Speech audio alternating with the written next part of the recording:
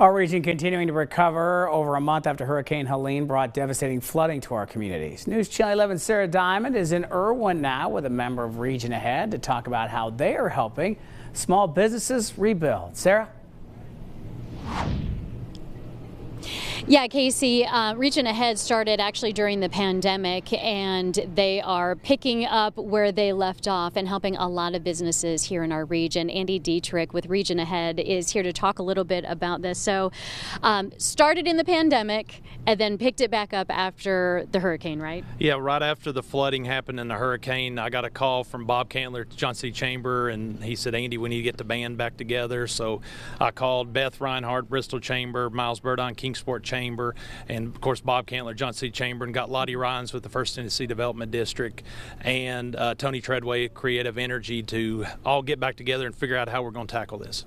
So tell us again, Region Ahead is helping businesses, correct? Yes. So Region Ahead's only strictly helping small businesses in the 17 counties that make up Northeast Tennessee and Southwest Virginia, like we did during the pandemic. So you can go to regionahead.com if you're a business that's been affected from the flooding and put in a grant request in there. Or if you want to give, please give, because 100% of what you put in goes right back out. Well, let's talk about that. You've raised a lot of money, but there's also a big need, right? Yes. As of right now, we're at $570,000 we've raised in 4 weeks.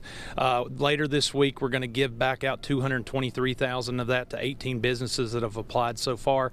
But the need is over $1.1 million in requests that we've had so far. So, you know, we can't forget about these people. And, you know, it's so important that we keep figuring out how we can give, where the money's going to come from. So we're going to keep pushing.